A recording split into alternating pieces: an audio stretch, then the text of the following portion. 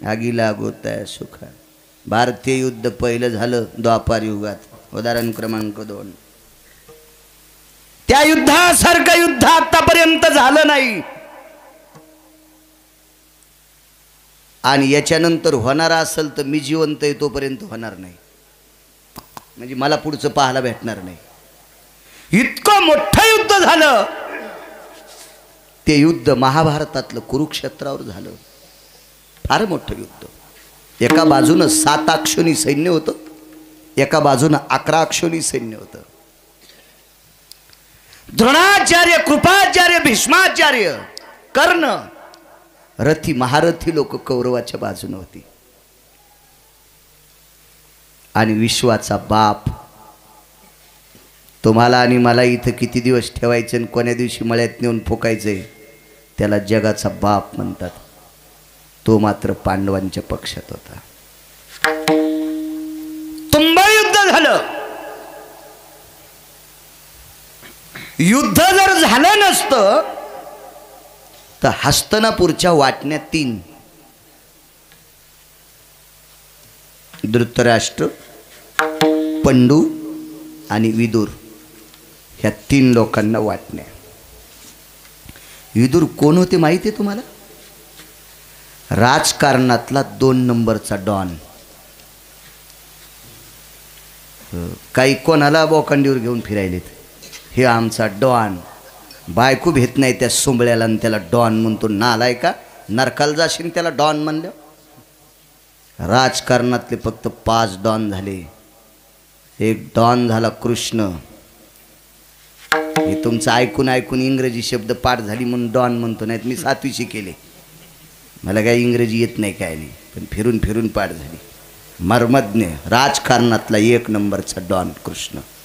2 नंबरचे विदुर, 3 नंबरचे कनक, 4 नंबरचे चाणक्य आणि 5 नंबरचा राजकारणातला डॉन रयतेचा राजा छत्रपती शिवाजी महाराज. 5 डॉन. 5. एक जण म्हणला 6वा कोण? कोण आहे 6वा डॉन? मी म्हणलं इतक्या पवित्र जिभेनं एखाद्या नालायक माणसाला मी नाही डॉन म्हणायचो. 5च डॉन. 5च. त्याच्यापैकी 2 नंबरचा डॉन टाकळीकर विदुर काका. 3रा मालक होता. 3रा हस्तिनापूरचा. 3रा हस्तिनापूर म्हणजे अख्खा भारत.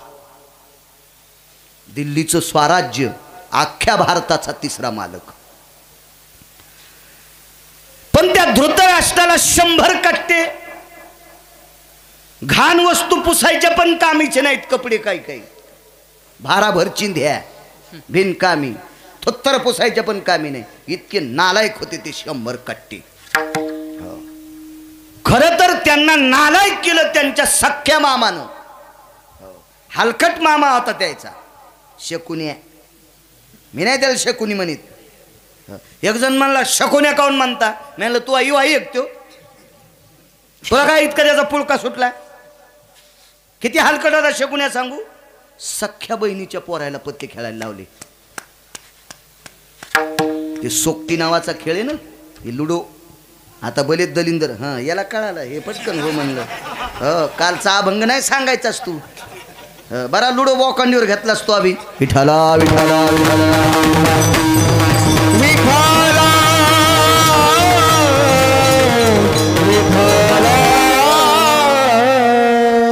घेऊ द्या बाबा. ते कीर्तन घ्यायला त्याच्यात.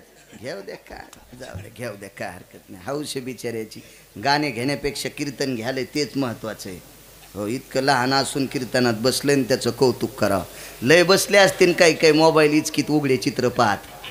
त्याच्यापेक्षा हे लय चांगलं आहे. विठाला विठाला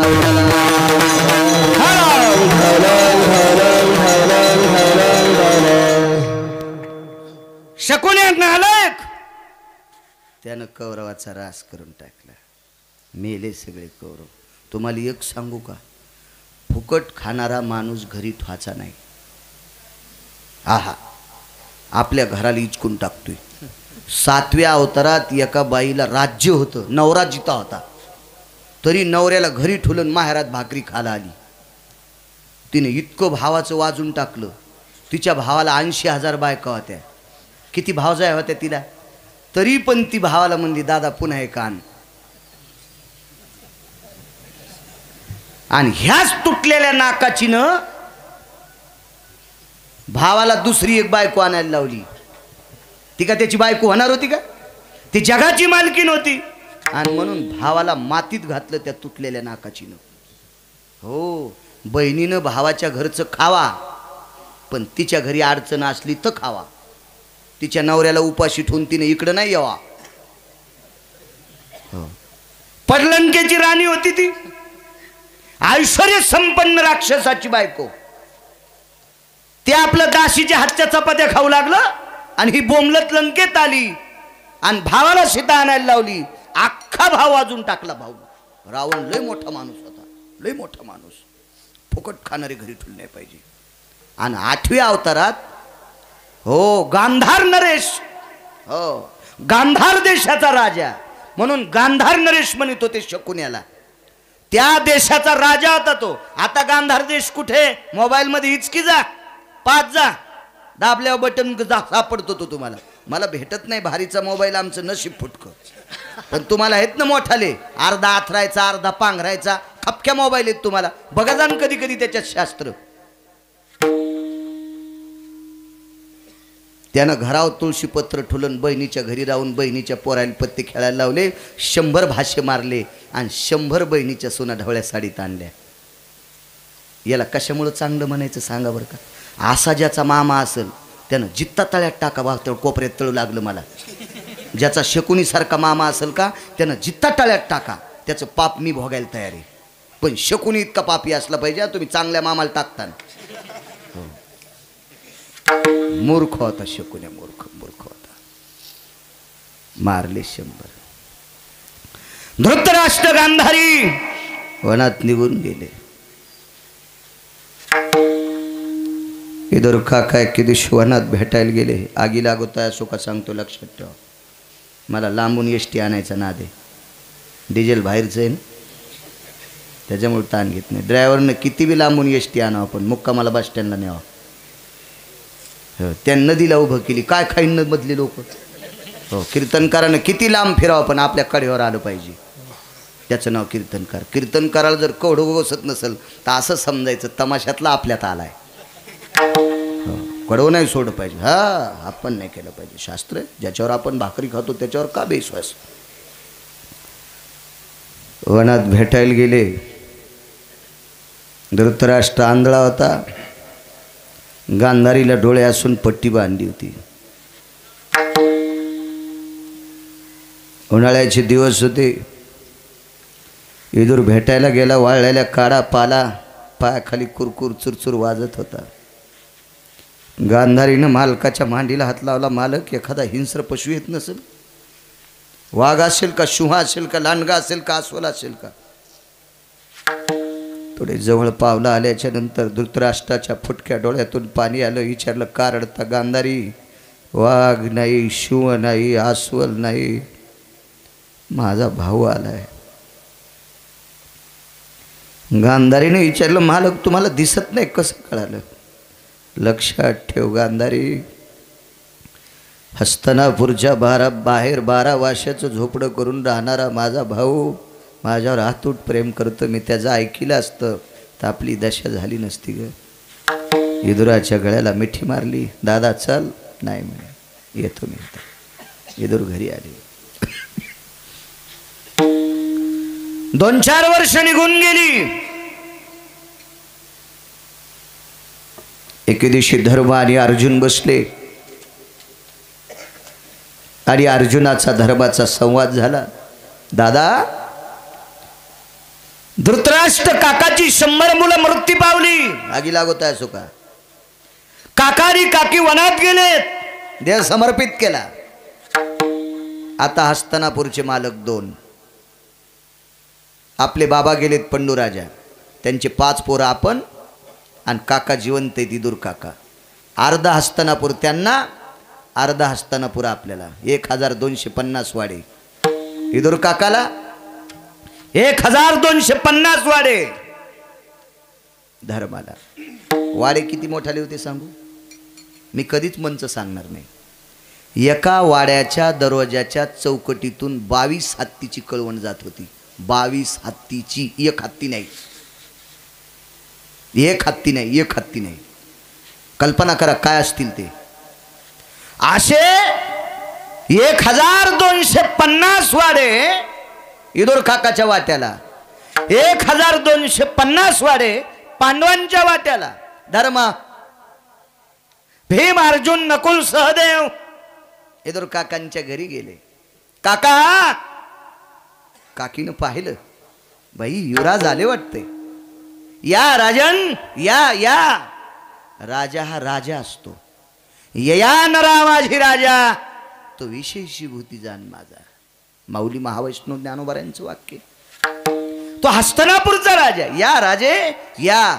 चुलती पुतण्याला आवाजाव बोलत होती. राजा होता तो राजा. ज्यानं त्यानं ज्या त्या व्यक्तीचा सन्मान केला पाहिजे. आम्हाला तलाठी आलू पिणार.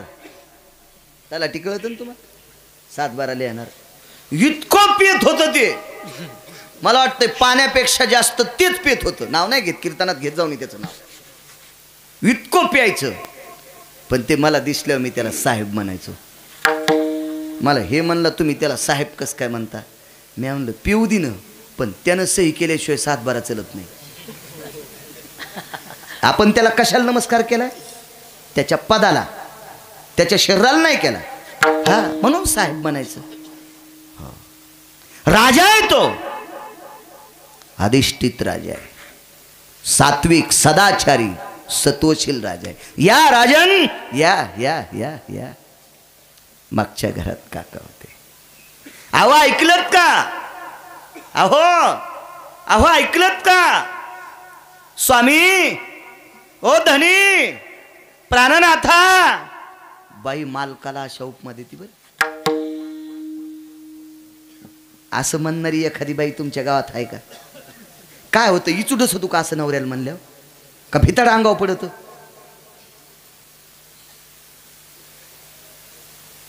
हे गोविंदिया,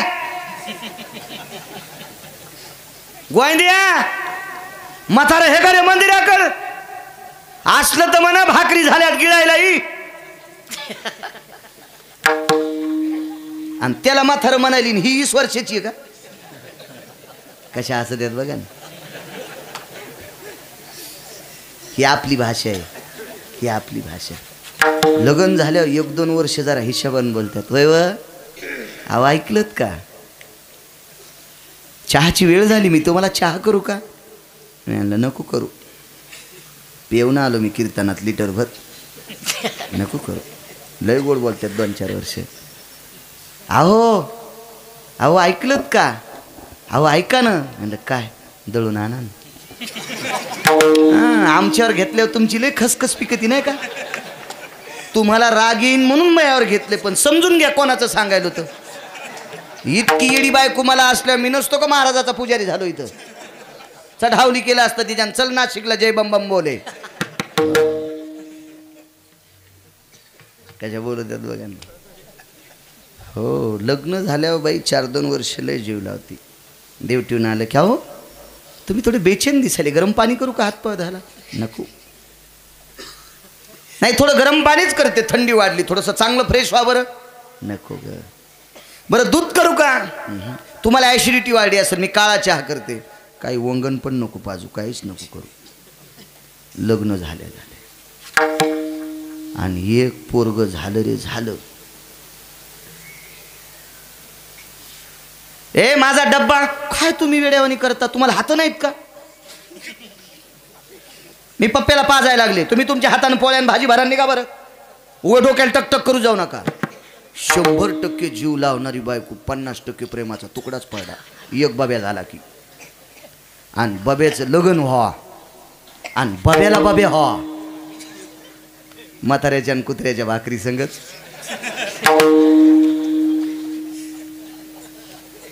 कशा हसत येत नाही. बारीकसा बॉम्ब टाकाव काय अंगाव.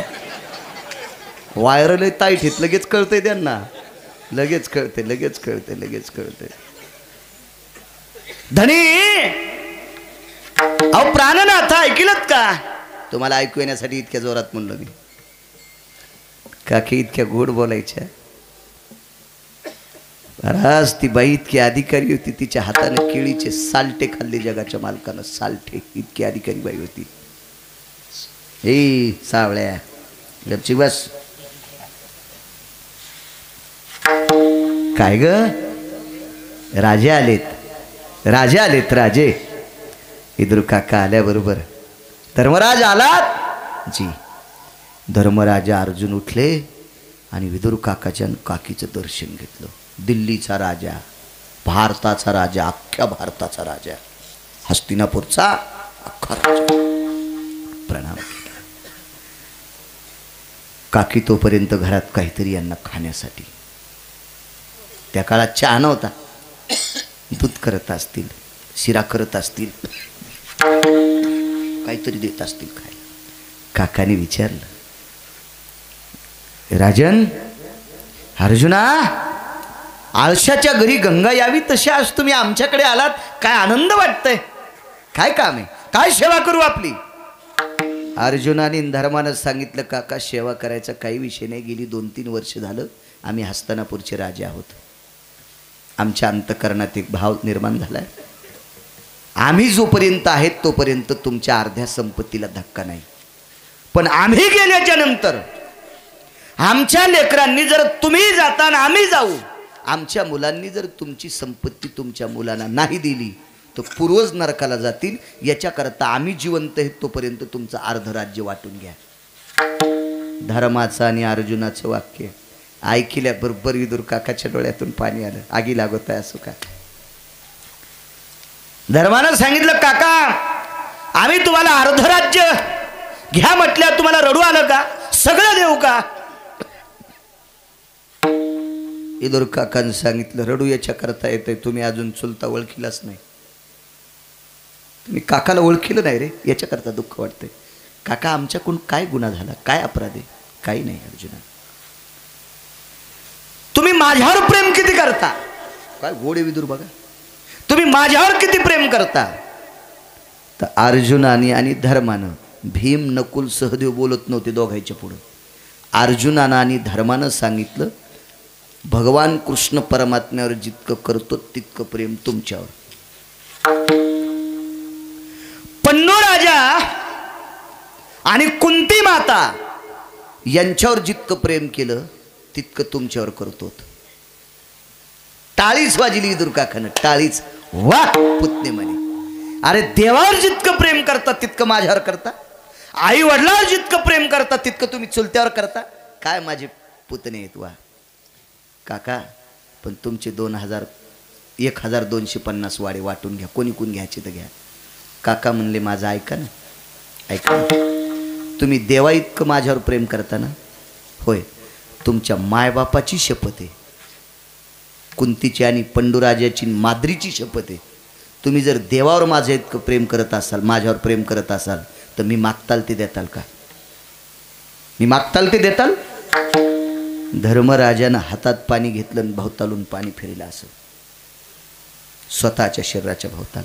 याचा अर्थ आमच्या ताब्यात जेवढं आहे तेवढं तुम्हाला.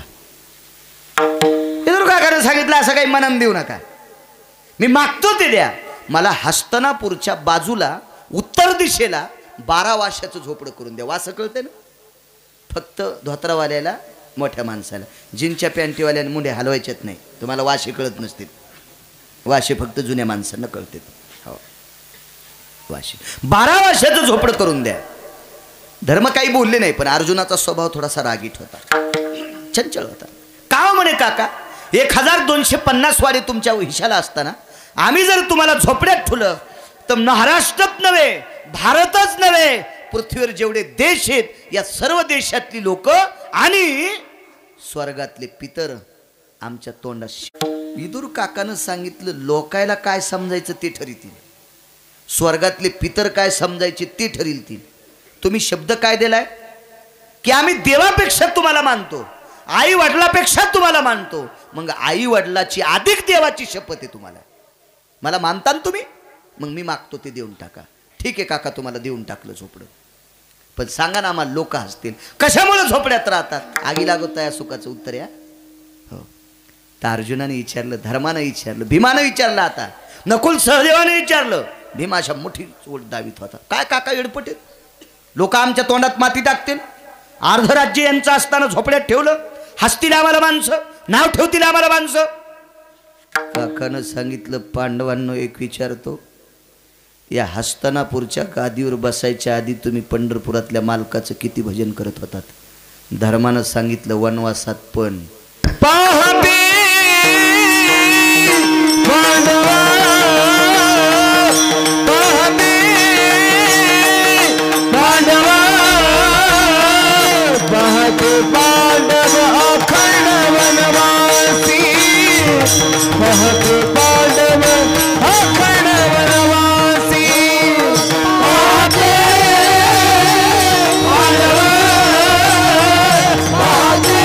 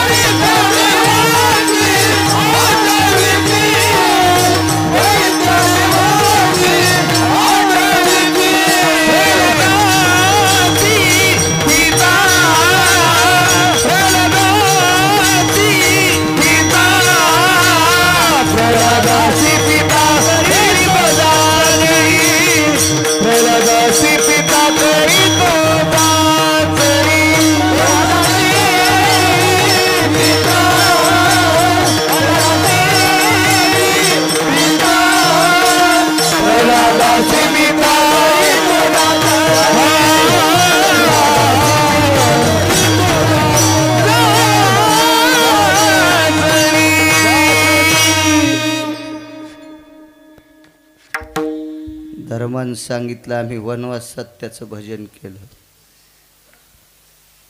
भीमसेन जी द्रौपदीला बोलून आण. द्रौपदी जी काकान बोलिले. आल्याबरोबर इदूर काकाच्या चरणावर दंडवत. द्रौपदी होती ती. काय काका? द्रौपदी, वनवासात विराट राजाच्या घरी काम काय करीत होतीस? शेण काढीत होते. रिकाम्या टायमात द्वारकेच्या मालकाचं भजन करीत होते. रिकाम्या वेळात काय करायचीस? द्वारकेतल्या मालकाचं भजन करीत होते. वा, पुढचे 9 पुरावे बस झाले आपल्याला 2. द्रौपदी, वनवासात विराट राजाच्या घरी शेण काढायची वेळ आली. 48,324 दाशा त्या द्रौपदीला भांडे घासायला. एवढ्या वैभवातली पोरगी विराट राजाच्या घरी शेण काढीत होती, तरी पण दळायला बसल्यावर पंढरपुरातल्या मालकाच्या वयागात होती. भजन केलंस तू. पांडवांना तुम्ही वनवासात भजन केलं. तुम्हाला हस्तिनापूरचं राज्य कोणाच्या कृपेने भेटलं? द्वारकेच्या मालकाच्या. मग एकच मला सांगा, ज्याच्या कृपेमुळं तुम्ही भजन केलं म्हणून पापी मारल्या गेले आणि दिल्लीचे राजे तुम्ही झाले. या हस्तिनापूरचे राजे झाले तेव्हापासून भजन किती बऱ्या केलं. 5 भावांनी मानाखाली घातल्या. इदूर काकानं सांगितलं, झोपड्याचं उत्तर तुमच्यापाशीच होतं ना रे, तरी मला दटून विचारता? अरे ह्या वाड्यात राहायला आल्यापासून, अरे ज्या मालकाचं भजन केल्यामुळं हे 2500 वाडे आपल्याला भेटलेत. पण या वाड्यात आल्यापासून गेल्या 3 वर्षात तुम्ही एकदाही भजन केलं नाही. विदुर काका म्हणले, अरे 1250 वाडे माझ्या आयुष्याला. अरे या वाड्यात जर देवाचं नाव तोंडाला येत नसेल, काय करायचे वाडे? म्हणून झोपड्यात भजन करतोय.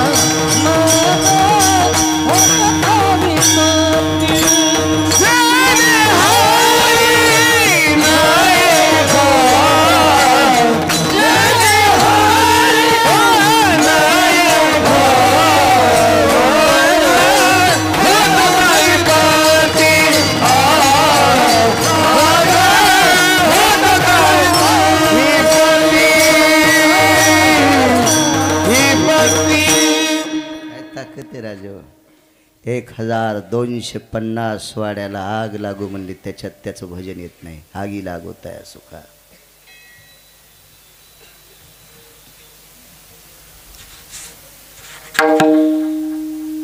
भरत भजन करू लागले नंदीग्रामाच्या ठिकाणी.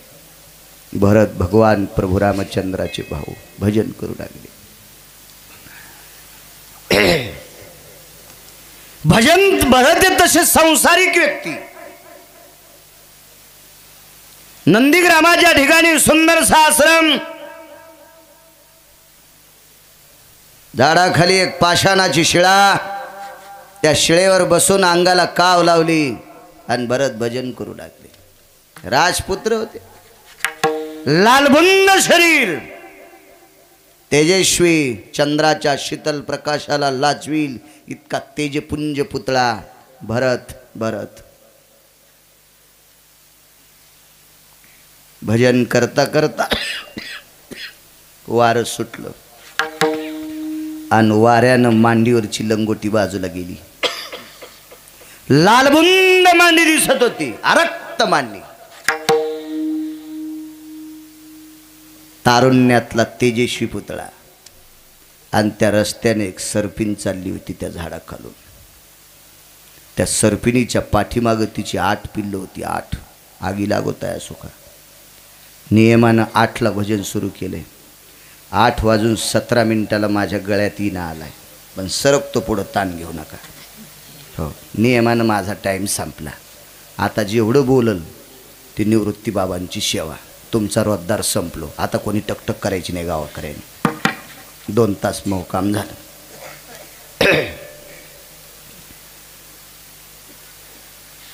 तेव्हा शहाण्या रोजदारानं जर उभाटे आऊत हाणला असेल तर पाळी कमी होत असते. तुम्हाला शेल्याहून माती पाहिजे, पाळी लय मती पाहिजे, कशी होईल? हा, 8 पिलं त्या सर्पिणीच्या सोबत. सन सन सन सन करी सर्पिन चालली. अशी मोठी सर्पिन होती. सकाळपासून खाला नाही सर्पिणीला काही, पिलायला सुद्धा काही नाही. शिकारीच्या शोधातच. त्या सर्पिणीला शिकारच नाही सापडली. माय म्हणली कोणाचं तोंड पाहिलं रे, शिकारच सापडेल. आमच्या शेजाऱ्यानं मांजर पाळली, तिचं नाव ठेवलं मैनी. मांजरीचं नाव मैनी. मी आपलं सकाळी फेटा उपरनं घेतलं तेव्हा एसटीन कीर्तन करायचो. तेव्हा बुवा सोपान बुवा, आता नाही. एसटीन कीर्तन करायचं. निघालो कोपऱ्यावर, मला ती मैनी दिसल्यावर वरती रडू लागली. तर मी म्हणलं मैनी काऊन रडायली? मैनी म्हणजे मांजर बरं, तिचं नाव मैनी ठुलतं. मी म्हणलं मैनी काऊन रडायली? काय नाही म्हणली, 3 दिवस झालं ते तुमचा शेजारी आडवा चालला, तेव्हापासून मला उंदीरच भेटन. म्हणजे मांजराला काही माणसं आडवे गेल्यावर मांजरायला पण उंदर भेटत नाहीत. इतके काही काही माणसं हलकट येतो आणि ते मांजराला नाव ठेवतात. मांजर आडवं गेल्यावर काम होत नाही. अरे तू मांजराला आडवा गेल्यावर मांजराला उंदीर भेट ना, इतका तू हलकट येजन. तू काय मांजराला नाव ठेव, तू मांजरी आहे.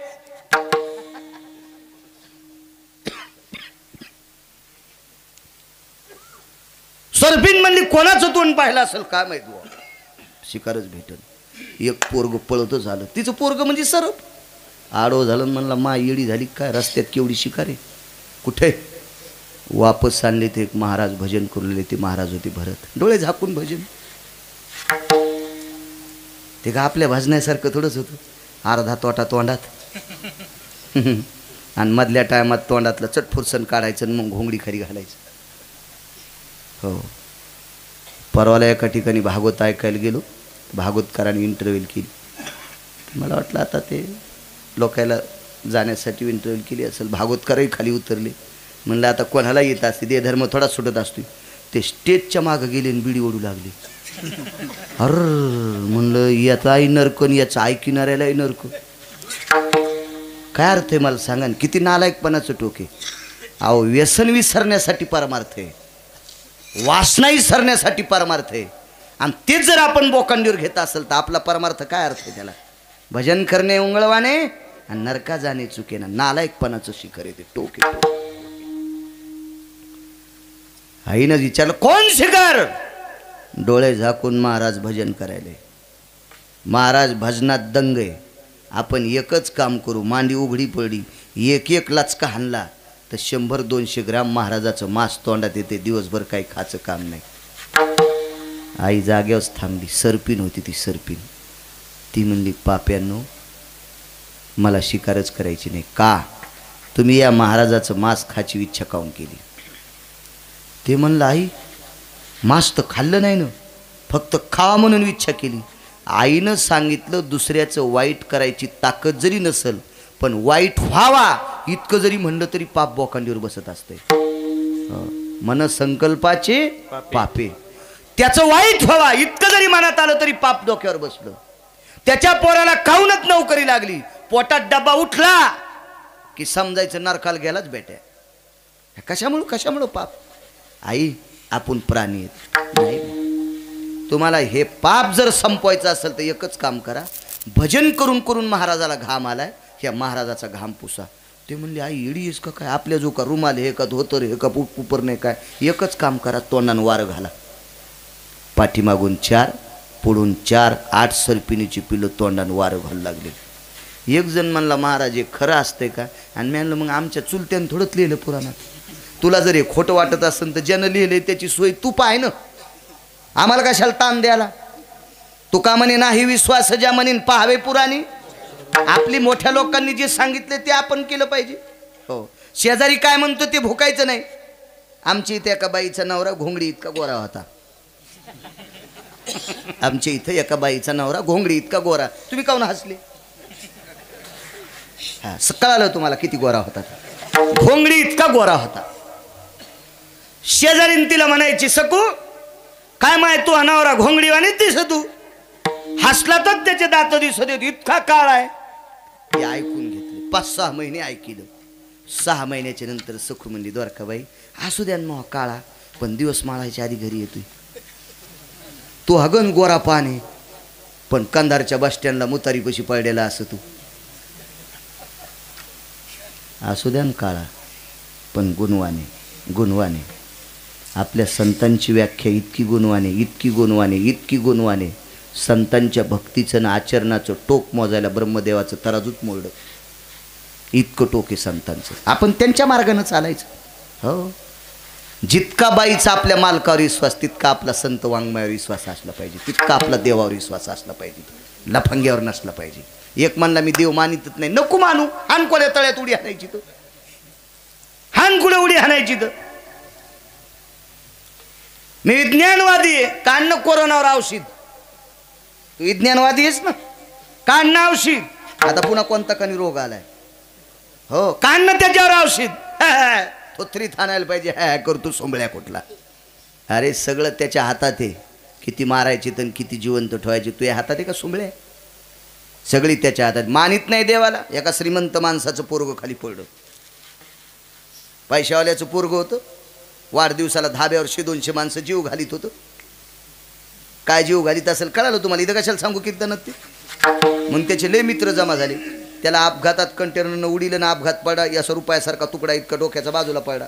त्याला सगळ्यांनी उचलून टाकळी कर दवाखान्यात नेलं. दवाखान्यात नेल्यावर त्याच्या बापाला फोन लावला. एकटंच पोरगं होतं. 1200 कोटीची प्रॉपर्टी. 1200 कोटी कशाला म्हणते? हो, मी शेंगदाण्यालाच काजू म्हणून खात असतो. आपण कशाला इतक्या कोटीच्या याच्या नादी लागा? बैलनं खट्या नाव तू भट्या अशा नादात पडलं नाही पाहिजे माणसानं. उगं घाम येत असतो ना, कशाला ताण घ्यायचा तू? हो, 1200 कोटीची प्रॉपर्टी. पोरगं चेन्नईला दवाखान्यात नेलं. 25 डॉक्टरची टीम. एका डॉक्टरला 25 आपलं 2-2 किलो सोनं सुटकेसमध्ये. 24 डॉक्टरनं 48 किलो झालं ना. 24 दोन्ही 49-50 2च किलो राहिले. आता 25 डॉक्टर अशी खुर्ची होती. लंगडा असं माझ्यासारखं पण मथार होतं. त्याला लोटीत नेऊ लागले. साहेब हे 2 किलो सोनं.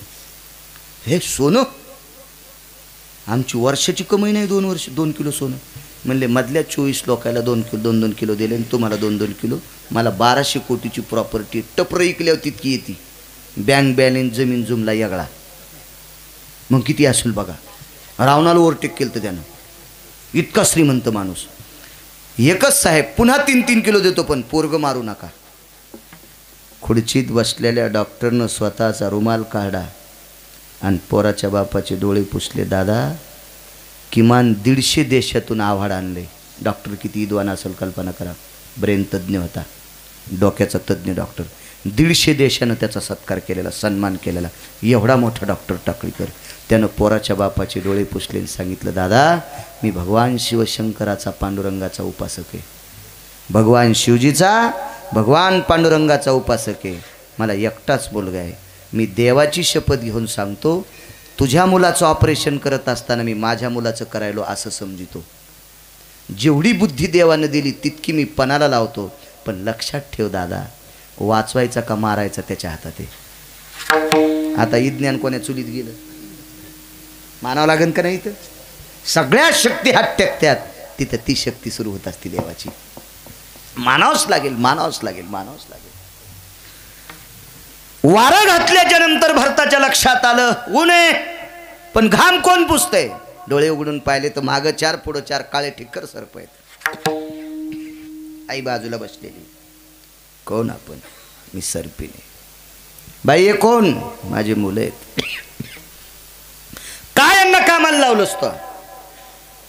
महाराज माझ्या मुलानं तुमचं मांस खायची इच्छा केली, पाप लागलं, त्या पापातून मुक्त होण्यासाठी तुम्हाला वारं घालते. असू दे बाई, भोगवादी जीवन नको, मी भोगाचा त्याग करून इथं आलोय. बाई मी राजा दशरथाचा पुत्र आहे, राजा भरत. माझ्या आईनं मला अयोध्येचं राज्य मिळण्यासाठी रामप्रभूला वनाला पाठविले आणि मला अयोध्येचं राज्य भोगण्यासाठी सांगितलंय. पण हे सर्पिन माय, मी त्या अयोध्येचा त्याग केला आणि इथं येऊन भजन करीत बसलो. का त्याग केला? भरतानी जर अयोध्येचं राज्य भोगलं असतं तर एका तिळा इतकं सुद्धा पाप लागणार नव्हतं. का? कारण आईनं वरदानात प्राप्त केलेलं राज्य होतं. राजा दशरथानं वरदानात देऊन टाकलेलं राज्य होतं. भरताला एक तिळा इतकं सुद्धा पाप नव्हतं. असं कोण सांगितली? सर्पिन. एक जण म्हणला सर्पिन बोलती काय? म्हणलं ती तुझी चुलती थोडीच होती. ती सर्पिनही एका अधिकारी व्यक्तीची पत्नी, पण एक कर्म चुकल्यामुळे सर्पिन झालती. आता कोण होती ते घरी गेल्यावर पाहणं, सगळं सांगायला मी गुत्त थोडंच घेतलंय. ते तुम्ही घरी गेल्यावर पाहणं, बघा जाण, कधी कधी वाची जाण शास्त्र, चांगलं होईल तुमचं. सर्पिने विचारलं, भरत महाराज आपण राजा दशरथाचे सूर्यवंशातल्या राजाचे पुत्र? होय. मग अंगाला काव लावून एवढी मोठी निष्ठावंत पत्नी तुम्हाला असताना तिचा तुम्ही त्याग केला आणि इथं आलात? बाई ऐक, बाई ऐक, विश्व ज्याच्या ताब्यात आहे त्याला जगाचा बाप म्हणतात. तो बिना चप्पलचा वनात फिरतोय. बाई विश्व ज्याच्या पृथ्वी पाठीवर आहे त्याला शेष म्हणतात. तो लक्ष्मण नावाचा भाऊ 14 वर्ष पाण्याचा थेंब नाही, अन्नाचा कण नाही, झोप नाही, आईसाहेबाची आणि प्रभू रामचंद्राची सेवा करण्यासाठी गेला. माय एक भाऊ रामप्रभूच्या पादुका सिंहासनावर ठेवून त्याच्यावर छत्र धरले. जगाच्या बापाने वनात बिना चप्पलचं फिरावं आणि विश्वाच्या मालकाचा लहान भाऊ या नात्यानं अयोध्येमध्ये लाडू खावं, हे कोण्या शास्त्रात आहे? माय ते लाडू खात अयोध्येतलं सुख भोगत असताना त्याचं भजन तोंडाला आलं नसतं, म्हणून अयोध्येसारख्या सुखाला आग लावली आणि नंदीग्रामाच्या ठिकाणी आश्रम केला आणि रामप्रभूचं भजन करीत बसले. विठोबा रखुमाई, विठोबा रखुमाई,